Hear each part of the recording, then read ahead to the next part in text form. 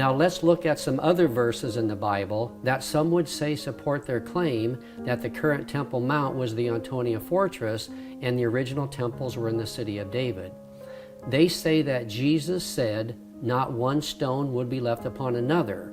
So because there are stones left upon one another at the current Temple Mount, it couldn't be the location of the Temple Mount. They point commonly to the stones at the western wall as verification, and that those who believe otherwise are calling Jesus a liar or untrue. So let's look at this important issue.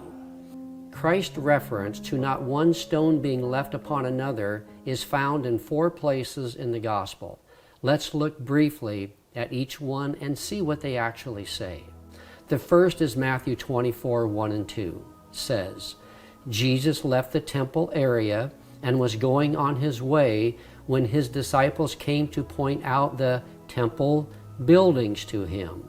But he responded and said to them, "Do you not see all these things? Truly I say to you, not one stone here will be left upon another, which will not be torn down." We see here that he is talking about the temple buildings. That's what the disciples are talking about. Jesus responds to that question. Now the second passage is Mark 13, 1 and 2.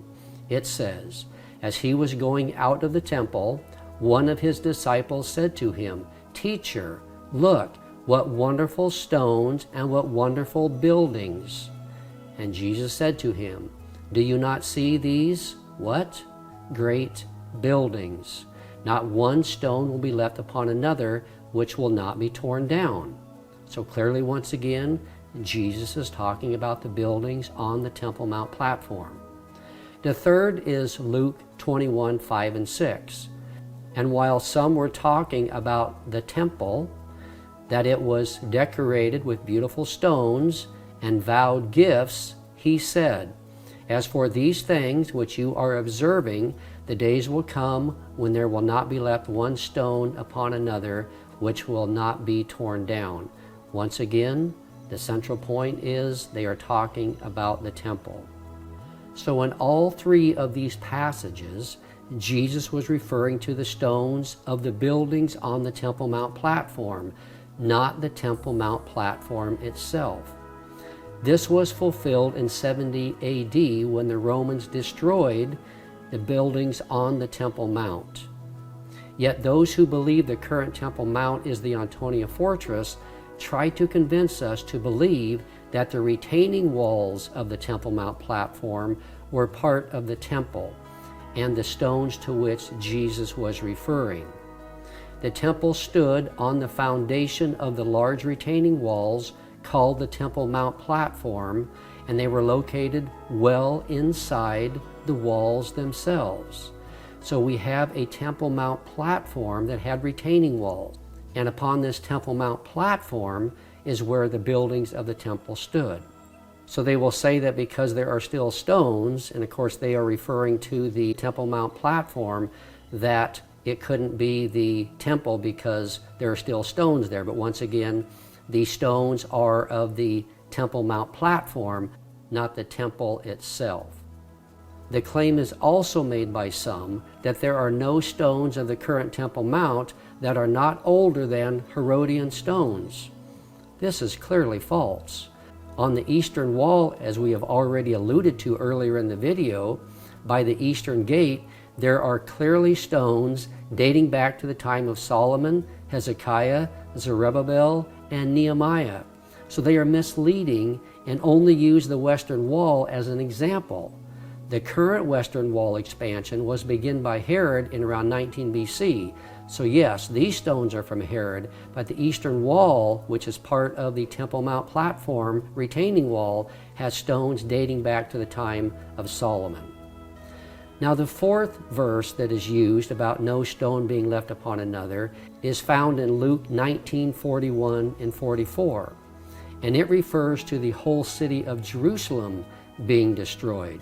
So it says, when he approached Jerusalem, he saw the city and wept over it. This is talking about the triumphal entry, saying, if you had known on this day, even you, the conditions for peace, but now they have been hidden from your eyes.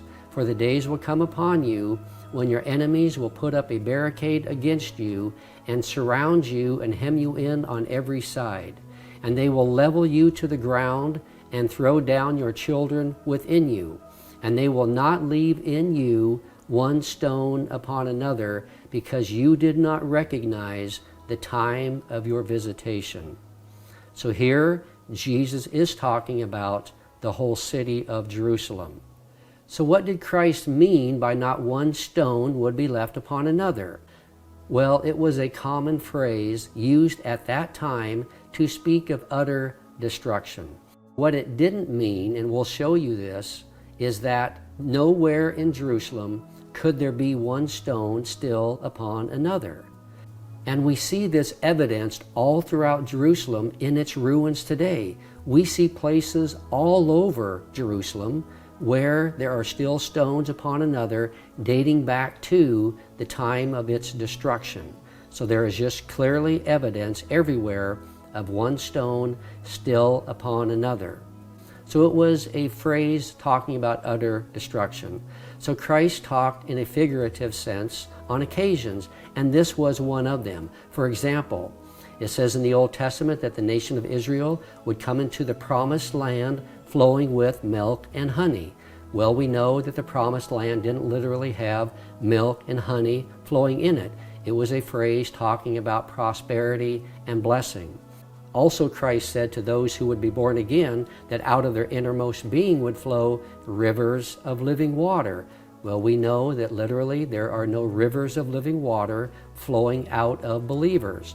So we have to understand that this phrase, when Jesus says, not one stone will be left upon another, was a phrase talking about utter destruction, which did happen. However, there were still stones down at the lower levels that were left upon one another. So we have to understand also how cities and buildings were destroyed that were made out of stones. When Jesus prophesied that not one stone would be left upon another, that was talking about the buildings on the temple. Some of the base of the Temple Mount platform was left intact because when the stones fell down, they reached an equilibrium, so the stones couldn't fall farther than what the ones that were already there. So they fell down, and that was underneath, that they fell down and covered, then that was preserved still intact. So just amazing to see these stones. Some of these stones are just absolutely massive in size, huge. Additionally, conquering armies would purposefully leave some walls standing as a living witness to their conquest. So this is what Jesus is talking about.